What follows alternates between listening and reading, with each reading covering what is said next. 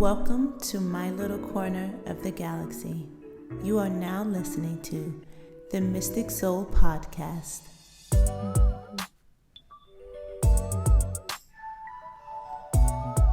With Mystic SoulSista.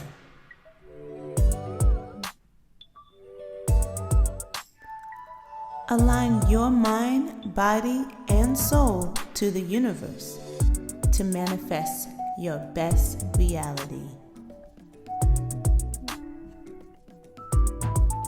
And your host, Mystic SoulSista.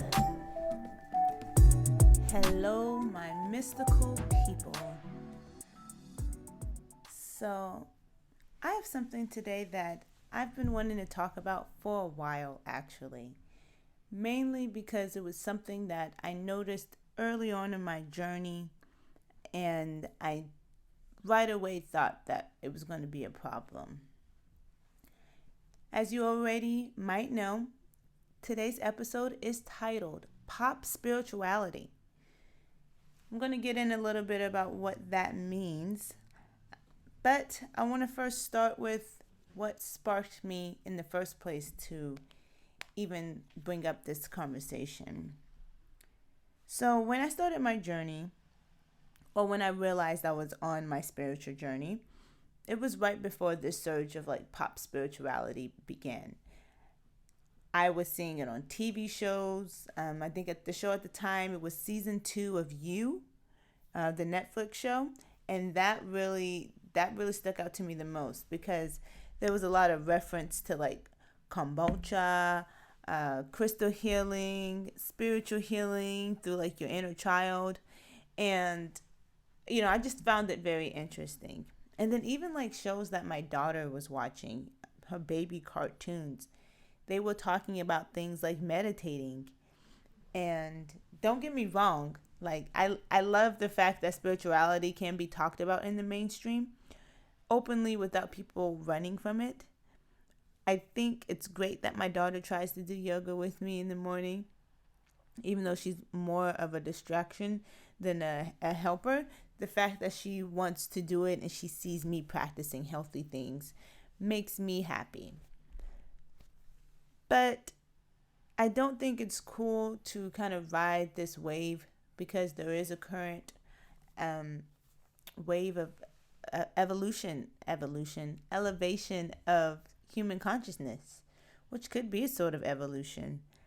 And I don't think it's cool to kind of try to ride that wave, and pop spirituality really just tries to pass itself off as the real deal without really understanding the fundamental meaning behind being spiritual.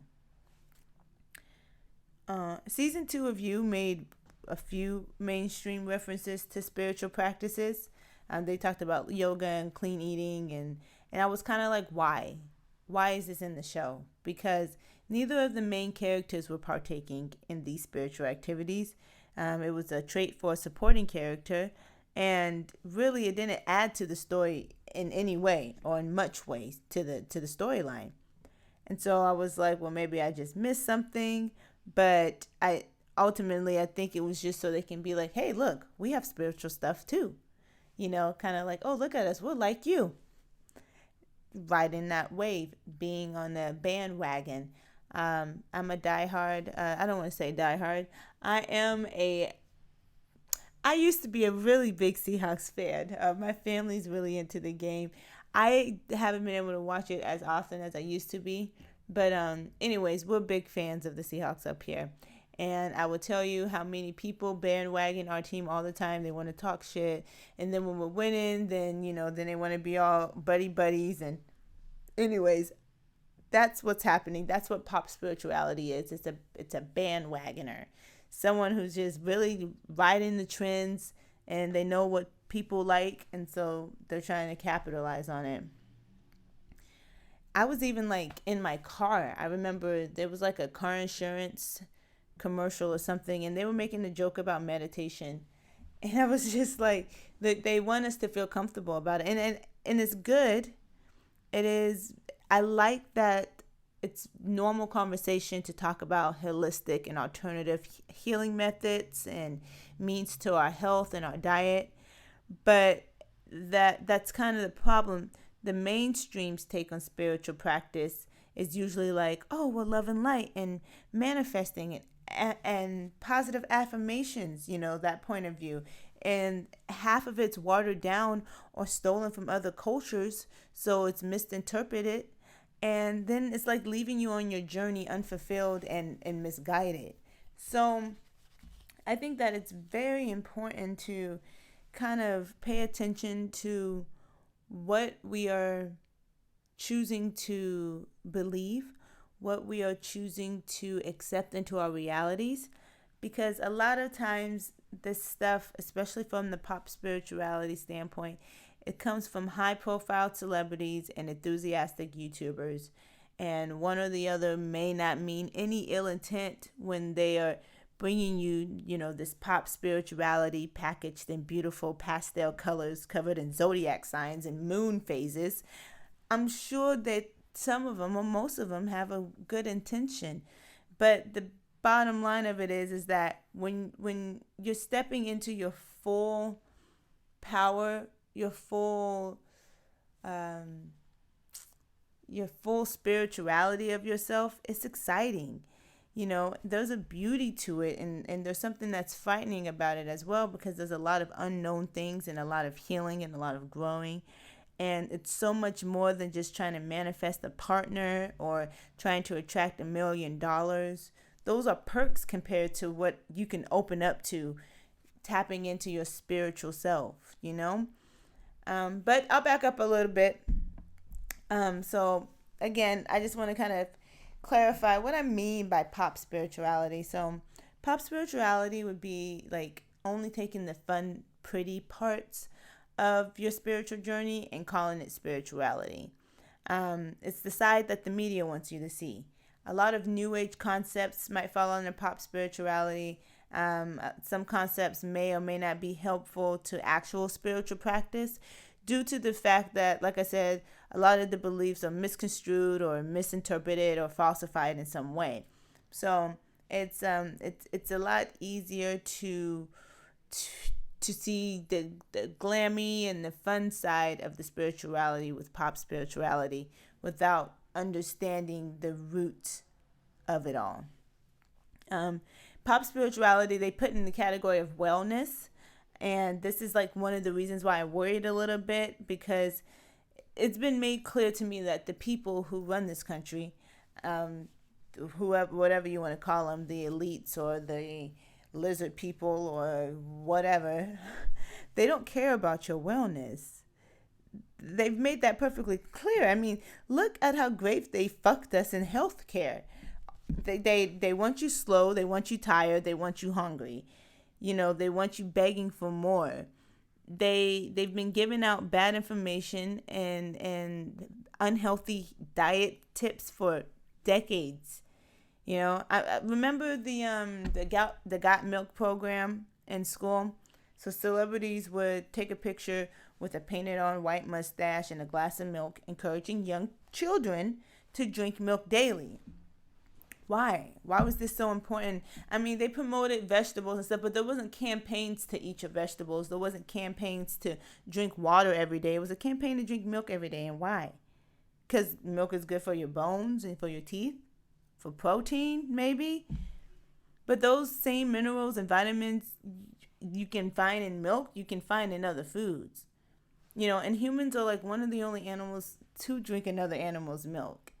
And continue to drink it out of infancy. Like, we drink milk even as adults.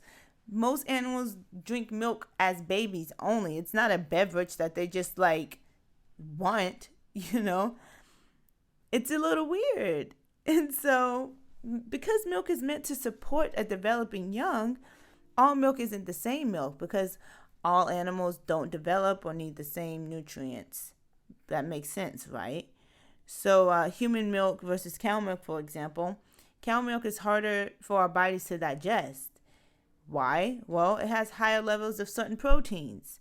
And some of the proteins that are in there for the cows are to help them, grow faster. It's to help speed up the growth, because obviously cows grow faster than humans. They grow bigger than humans too, because people are like, well, you need protein.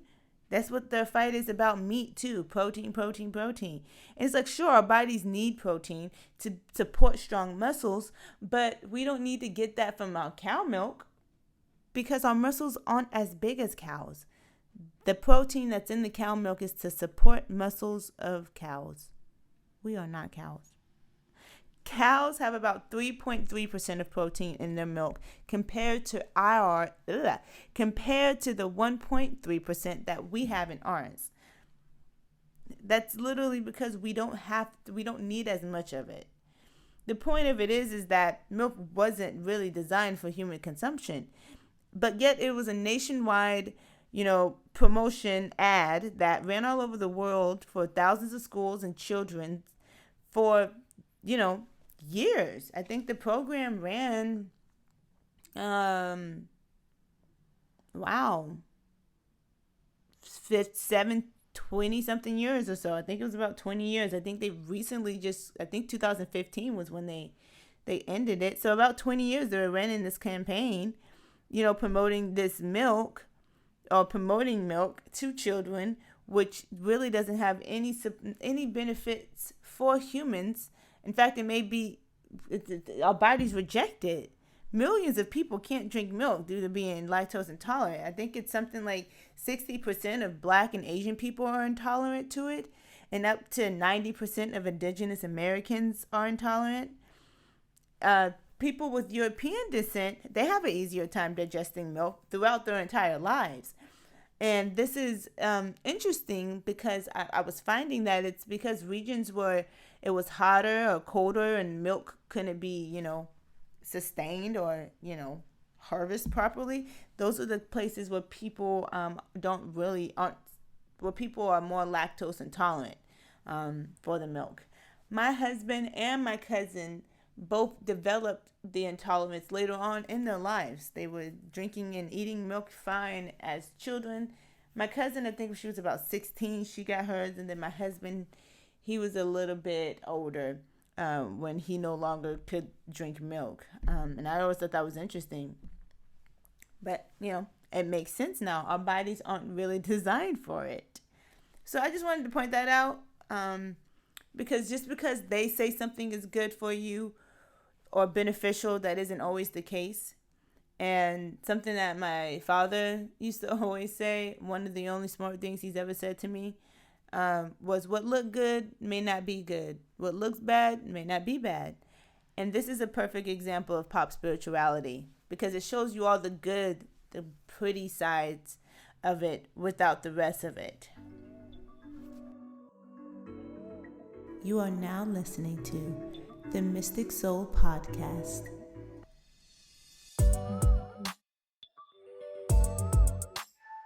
My journey actually started with pop spirituality. As in modern times, I assume most of us do, and most of us will. Through movies and shows and books and things like that, there may be sparks of inspiration to dig deeper into our soul. And for me, mine started with a YouTube channel. My brother had suggested it to me for a couple of days, but he couldn't really describe to me what it was about. So I honestly just kind of pushed it off. It was whatever. But then I actually did sit down and finally watched it. And it was a spiritual soul video. If you aren't familiar with Spiritual Soul, he's a YouTuber turned spiritual vlogger who talks about various new age and spiritual concepts, aliens, being a chosen one, meditation, things like that. And when I first started watching him, he was talking a lot about the secret plans of the government, the holistic healing techniques, sun gazing, stuff like that. And I thought it was interesting because I was watching so much of his videos that I knew that I was connecting on something on a deeper level. And it was watching his videos that I realized that I was capable of more than what I was currently doing. And it was literally like the first time ever that I felt like someone in the world understood the world the way I had, because I have always been a free thinker, a leader, marching to my own drum, you know, being doing my own thing, being on my own wavelengths. And when he started saying some of the things in his videos that I have said to myself that others didn't agree with, it like changed my life. I'd never really felt that kind of connection instantaneously like that with someone. Like I was vibing like hard with like the information. And it was because, like I said, it was kind of, outside of the box thinking. About a month before I had watched the video, I had a really bad panic attack a few weeks after I returned to work after having my daughter. And I remember then asking for some sort of sign, some sort of answer to my problem of this anxiety and this depression, because it had begun to control my life, and now I had this whole other life to worry about, my daughter, and I couldn't have her seeing me, in that state. And so I became obsessed with Spiritual Souls videos. I liked that he had a lot of ideas that I had never said out loud because I was afraid that they sound too crazy. And he made me realize I wasn't alone. He helped me discover my inner guidance. And that helped me discover my guides and my ancestors and my angels. And it just made everything so much easier because I felt like I had the tools now to start designing my life the way I needed to, and he was cute. So that never makes it hard to watch. However, as I continued my journey, I saw that like my views no longer aligned with his views. And because he was kind of falling more into what I would consider the pop spirituality, where it was like the things felt like everything was kind of more coming out of a movie than reality. Aliens are real, our reality being a matrix is real, but some people really make it more dramatic than it has to be. And just at least with the stories and the information. So I don't want to, really be involved with that kind of side of it. So I literally credit him and my baby brother for sparking my spiritual awakening, because without his videos, it was his videos where I really started gathering that information and really started trusting myself. So I say thank you times a billion for that. Pop spirituality is spirituality that has been capitalized and dramatized. It's used to control the mass POV of spirituality. So it's the perspective that they want you to see it through. Companies, corporations, etc., they all know the types of things we all like to do and buy. They know the websites, what shops, how much you spend, at what time of the day. They take that information and they see how they can make you do it again. But it's not about like how much money they can necessarily generate from you. On the shallow levels, yes, it's about generating this money. But they need to... They want to know how often you are willing to exchange this energy and get you to keep doing that again. They want to know what motivates you to do these things so they can generate more money. But the information is more powerful than the money. Keep that in mind. In fact, speaking of information, this is a nice smooth transition. I just opened up the Mystic Soul questions, comments, and concern box. So check the link in whatever box you're listening to this on, and let me know what you want to hear on the show. Have a question about anything, or if you just want a shout out, slide down on to the other side of the galaxy and hit me up in my QCS box, questions, comments, suggestions, and let me know what you want to hear on the show. Also, for a limited time only, I'll be doing some live readings for some of you guys' questions. So check that out in the link as well. Or you can go to mysticbodysoul.com for more details.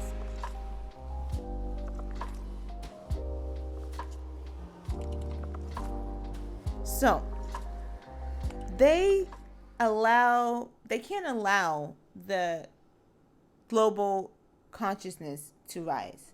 They would lose all their customers. They would lose all their workers. Because you see now, millennials, Gen Z, we know we don't have to work 9 to 5 at a job we dread. We understand that credit scores are bullshit and that money is literally just paper we give value to. So the very foundation of this capitalistic society that was built is crumbling. Because we are truly elevating to higher states of consciousness, therefore these lower vibrational structures around us must be eliminated from our reality.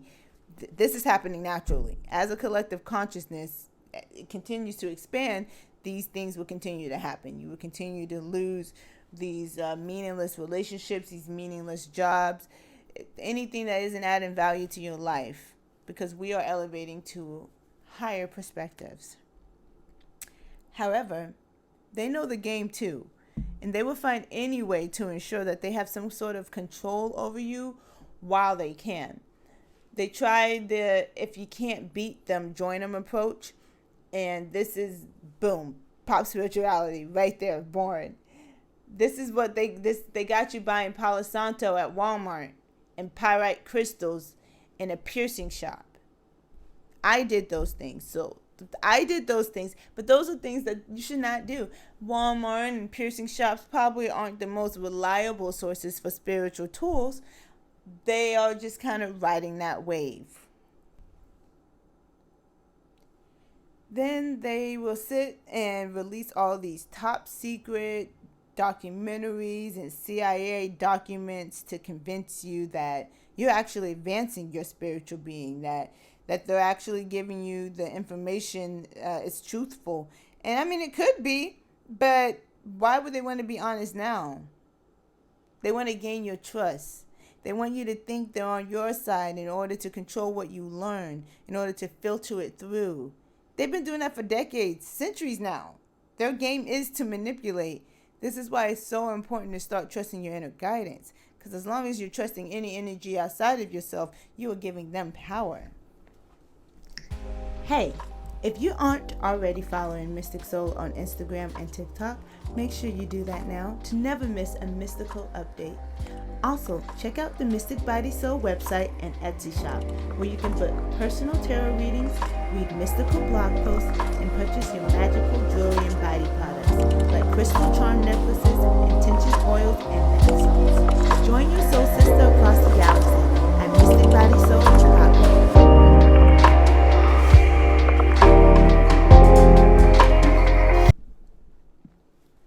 A few years ago, when everyone was super obsessed with figuring out which celebrities were in the Illuminati, Jay-Z and Beyonce were at the top for me. And knowing what I know now about secret societies, magic, and celebrities, I don't necessarily think they're in the Illuminati, but I definitely think they are doing some magic or witchcraft over there. And I feel like Beyonce tries to hide it behind African spirituality. I know, it's crazy. But she makes a lot of references to the Yoruba religion and other African spiritual practices. So this is why I think that. First on her Lemonade album, and then most recently on her Disney Plus release of Black is King. And both of those, she gives representations of Oshun, Yoruba Orisha, which is like a goddess. But she makes not only reference to her, but she also embodies the spirit of Oshun. I'm thinking that she might work with Oshun as a deity, to embody and bring out the beauty, dominating, fearless energy from within. It would make sense. And it's because, she used to channel Sasha Fierce. And if you can look at the comparison, you can tell she was probably preparing herself for that sort of work. Yo. So I'm at home by myself, but there's some energy in here for sure.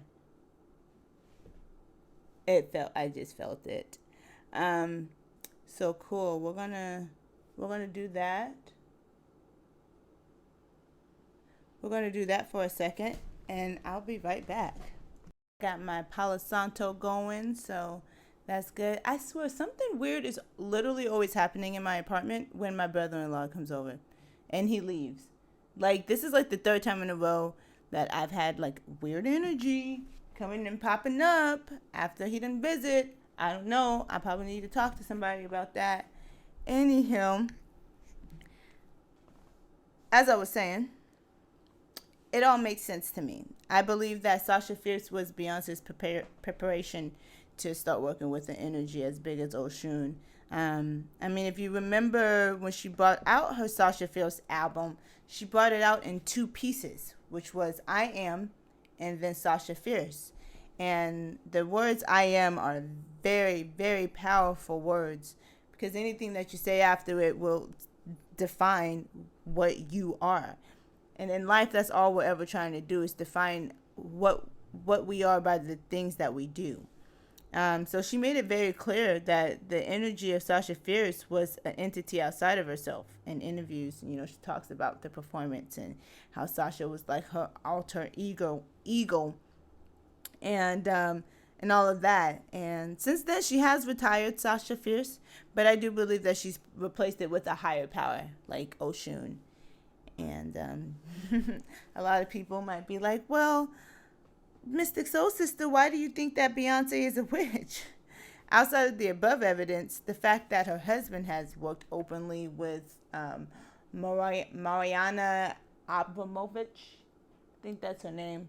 I don't really want to say it too many times. So she's got to be like a full blown witch. And it's like the bad kind, the kind that you probably drop a house on. I know Lady Gaga's worked with her too, and Lady Gaga's on some other shit as well. So yeah, she's just I think even beyond what they show in the media on her, who knows what she's into. She's a different one, and she gives me nothing but bad vibes. I have nothing but bad vibes, and I don't like saying things like evil, but like it's creepy. She's weird. I don't like it. So anyways, if look up the spirit cooking, you would see she's a different type of lady. She claims she's not a Satanist. She claims that she simply practices esoteric knowledge. And it may not be Satan that she prays to. Based on what I've seen, she might not be a Satanist. They don't seem like they are into the things she is. But she is working with some dark energies for sure. She has to be. That is some dark shit. Little mystic tip in case you don't know what the difference is between something being esoteric and something being occult, because we like to interchange those words a lot and use them together, but they're really kind of like they're similar, but they're on kind of opposite ends of a spectrum, I guess. So where things may be esoteric, esoteric is more about mystical matters of the heart, the mind, the body, and the soul. So it's about going within and finding answers you seek there. It's not about like a hidden knowledge, like knowledge in a book, but more like hidden knowledge from within. It's hidden within. Esoteric matters could be like meditating, yoga, breath work, shadow healing, things like that, because those are all those answers, all those practices, all those things can be found within ourselves. On the other hand, the exploring an energy outside of yourself that's been hidden is more like an occult thing, something more of cult. So literally histories have been destroyed and lost, and occults have been banned. Occult information, occult knowledge has been banned and outlawed based off of the fact that the people who were in control at the time, I think for the occult, I think that was like the 16th century when like occult science became a thing. It was because the people who were in control didn't want that sort of knowledge to be known by the masses because they understood the power that it would bring, So something occult matters would be like astral projection, spiritism, alchemy, divination, magic, those types of things. And you can tell when the church started taking over things and things that were once just common knowledge became occult, and then those things became evil and all that kind of stuff. So I like to think of esoteric as hidden within, unknown because you can't see it. Esoteric wisdom can be known at any time if you like slow down and undistract your mind, listen to your heart, because your body, your mind, your soul, it will all speak back to you if you just know how to listen. Those would be esoteric things to me. Something being a cult, since a cult wasn't really a big term until around the 1500s, it really does mean more like secret, but not, it means not to be made known, if that makes sense. So it's not like it was necessarily hidden, but it just isn't publicized. And so to me, the word occult is information that has been hidden because it doesn't fit into society's current agenda. So again, those are things like magic, astral projection, lucid dreaming, energy healing. It's kind of things that, like, if you didn't really know about it, you won't really explore it. As opposed to esoteric things where you'll probably come across something where you need to do that inner guidance, inner wisdom. I hope this is all making sense. So yeah, that's my little tip. So how to tell what something is esoteric or something is occult, since a lot of people use them interchangeably. They're not really the same thing, but they have the same kind of concepts. While we're talking about magic and music, I wanted to talk about Dua Lipa, because in her new video for Levitate, she features the Hecate wheel, which I found very interesting. If you're not familiar, Hecate is a Greek goddess of witchcraft, actually, and the crossroad and the dark moon, and her origins can be traced back to about 3,000 years ago, actually, and to some parts, I believe, in Asia as well. So I don't think she was originally a Greek goddess, but she somehow made her way over there. And within the last few years have really taken a rise in popularity and is a favorite among modern witches, myself included. I've been working with her energy for a little while now, a few months, and it's completely changed my life.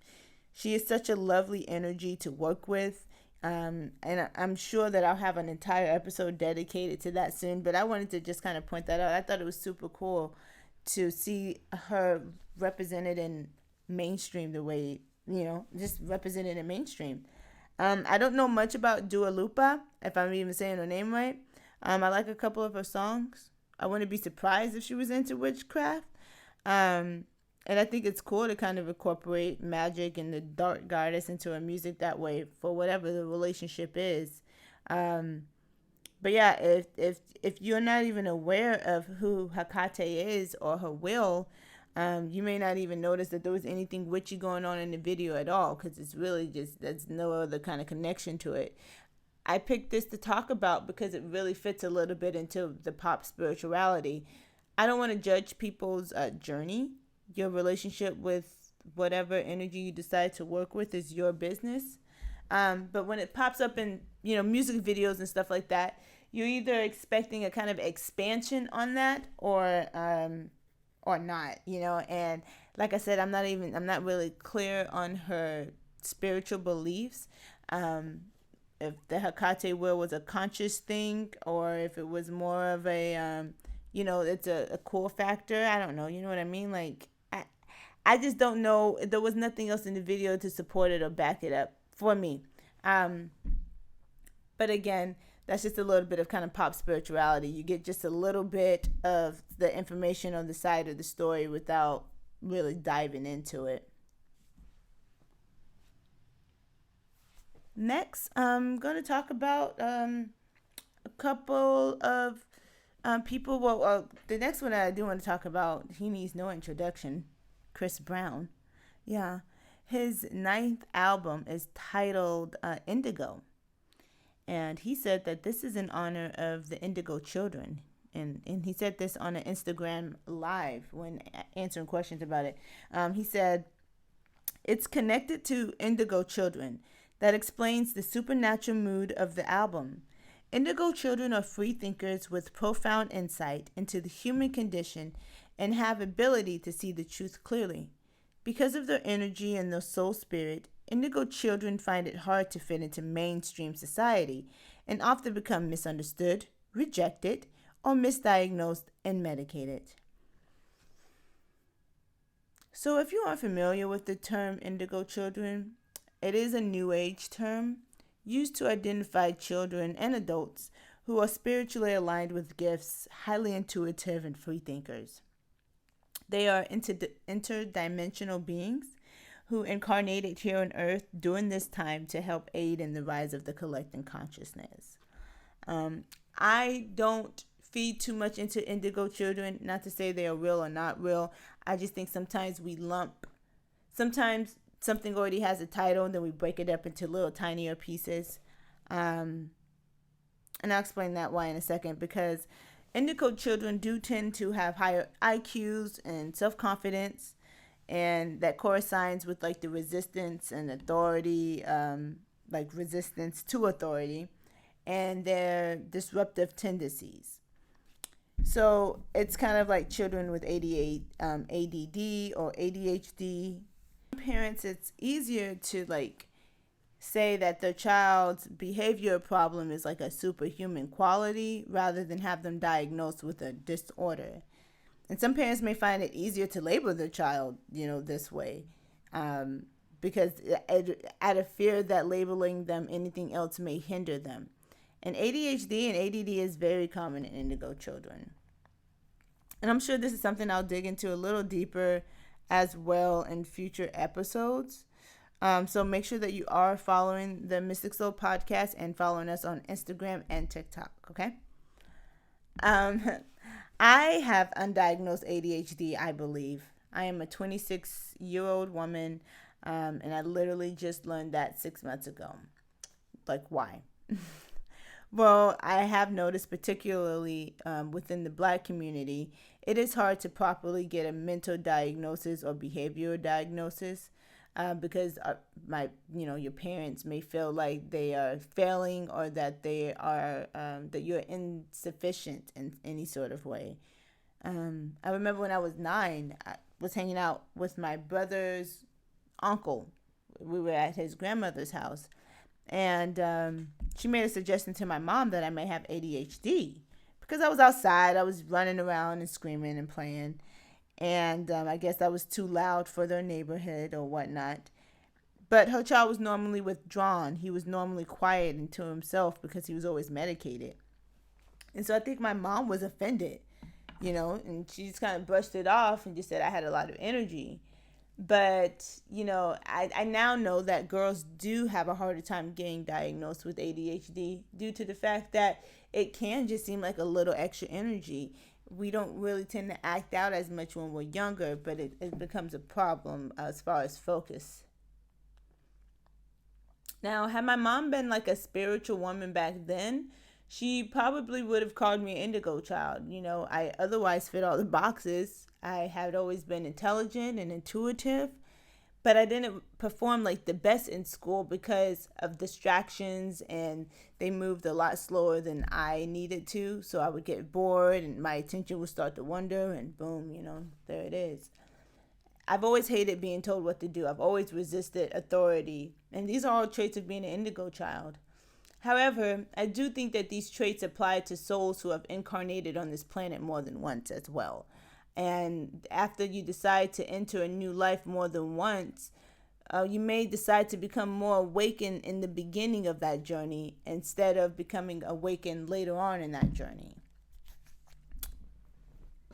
People with neurological divergency don't fit in these boxes that society set up or operate on the same level as neurotypical people.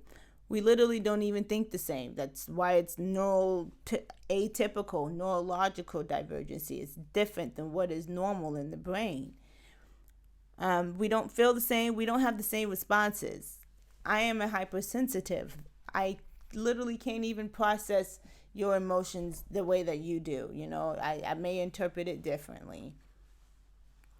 And that makes it hard for the people who make those boxes to control us, because their plans only work on the people whose behaviors and ideas that they can predict in order to manipulate them. Being atypical allows us to think outside of that box, and therefore we can think outside of the matrix. And I also think I just described the story plot of Divergent. Pretty sure that's the whole point of it. But anyways, back to the album. Outside of him saying third eye a couple times, maybe making a reference to meditation, I'm not even sure. I only skimmed the album, but my husband stayed listening to Chris Brown. I can say that the songs in the album have very little to do with indigo children or spirituality, for that matter. Chris Brown himself, I haven't seen promoting a spirituality lifestyle or anything like that publicly. That's not to say, that's not what his life is. But, I have heard of others who kind of promoted that lifestyle, like Omarion. He's very big into spirituality right now, really opening himself up to it and incorporating it into not only his lifestyle, but his music as well. And you can kind of tell there's a little bit of a difference on how that spirituality is expressed through art. He's been very public about his journey, not in a glamorous way, but just in a very honest, wholesome, genuine way. And I've really appreciate that. It's really cool to kind of see his transition too. I was obsessed with B2K when I was little, and I loved Omarion. Honestly, wasn't my favorite in the group then. I really like B Raz B. I think that was his name. I really liked him. But Omarion, he has had a nice glow up, I will say.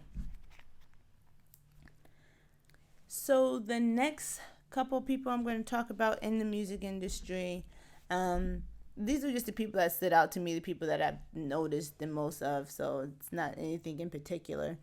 But Ariana Grande, in her Thank You Next album, she makes a few references to manifesting and meditating, setting your intentions. She talks about manifesting her current reality, previous relationships, and her success through visualizations. And Lady Gaga has also talked about manifesting success with law of attraction and the power of belief and affirmations. I think they're both very good examples of incorporating spirituality into their art without compromising either.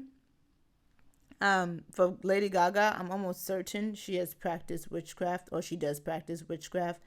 Ariana, I can see her being more on the path of like law of attraction, manifesting, pop spirituality, but she could be into witchcraft too. I would not be surprised.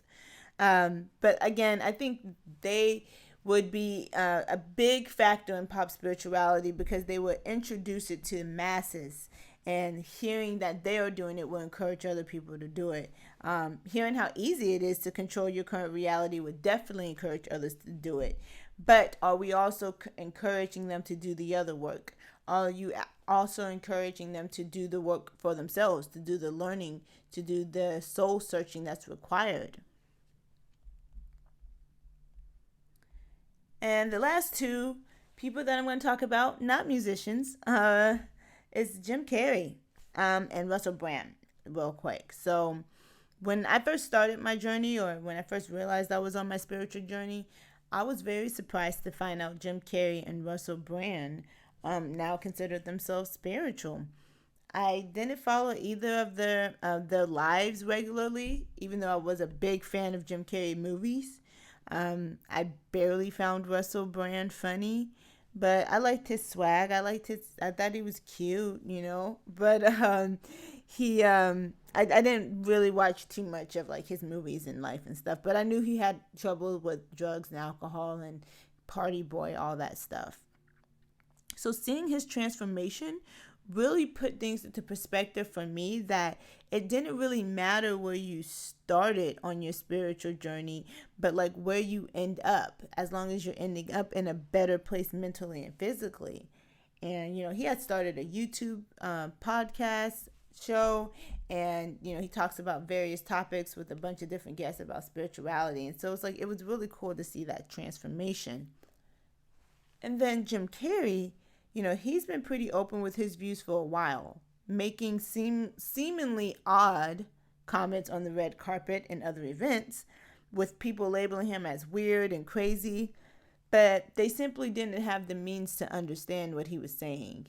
He and Brand have admitted that Hollywood and the lifestyle it encourages does not align with spiritual wellness, and that they needed to step away from it in order to see the effects it had on their lives and how their lives can improve without it.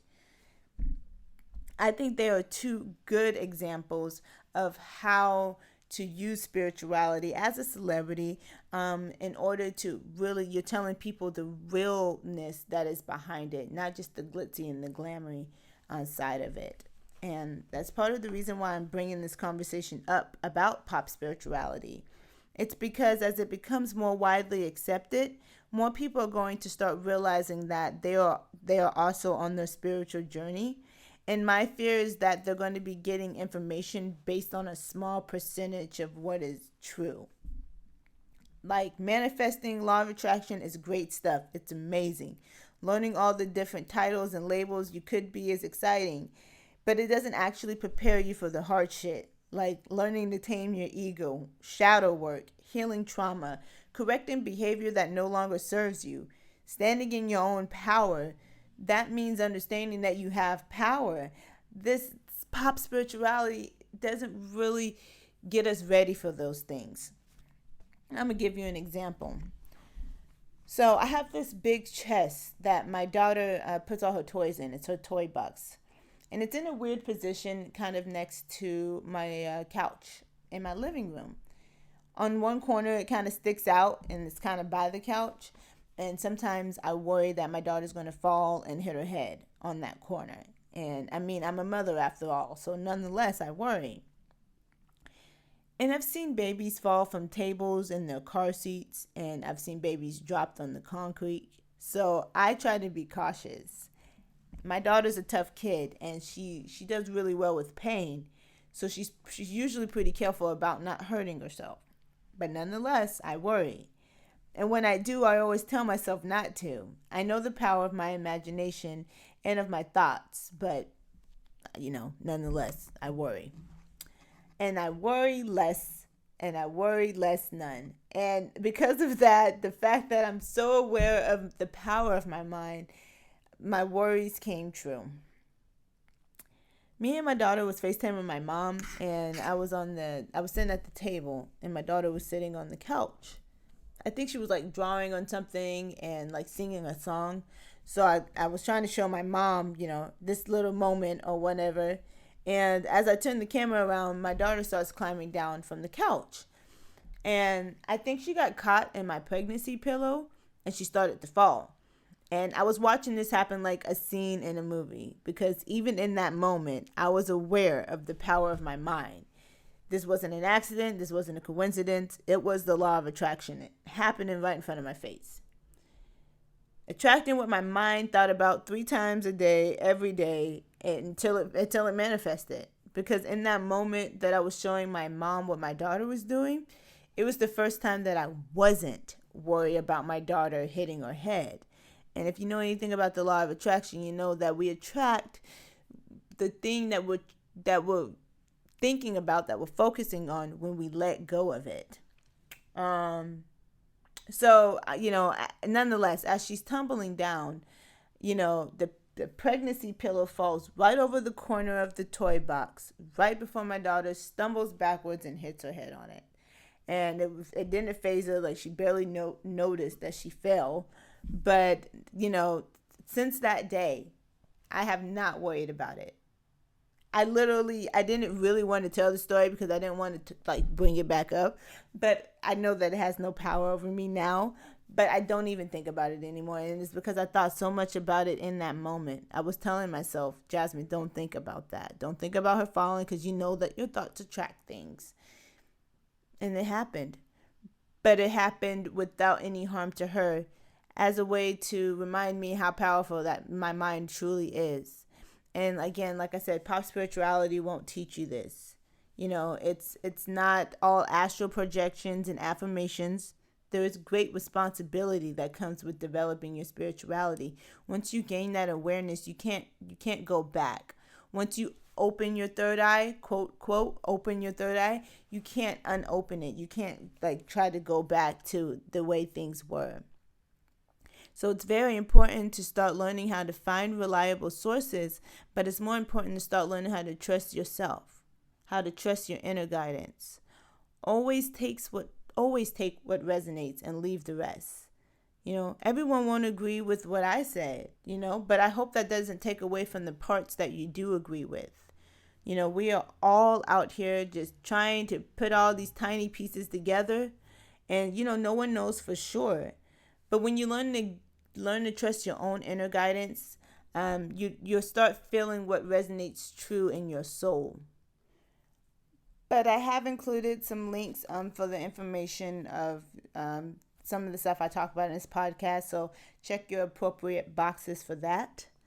And just remember, we're all on our spiritual path, and they're like rivers that lead to the same ocean, back to the same source energy. Some people may find pop spirituality and later on develop a deeper practice. I've also heard stories of people who claim spirituality for a while only to find the Lord and Savior Jesus renouncing spiritual practices, calling it evil because they were buying into a misguided, misaligned view of spirituality and spiritual ideas without actually understanding what spiritual practice actually is. No one starts a spiritual journey. You are already on your journey. You have had, been, you always will be, and you will have so many spiritual awakenings along the way. Because as your awareness develops, so will your state of being and wakefulness. Remember, back to the ocean is where we're all going. The soul's journey, this part that we called life anyways, is a part of the experience that we get to have as spiritual beings. Well, my mystical people, that's it for today. Make sure that you are following us all over the interweb on Instagram, TikTok, and mysticbodysoul.com, where you can book personal tarot readings with your girl, Mystic SoulSista, and get mystical tips. One love and light. Peace.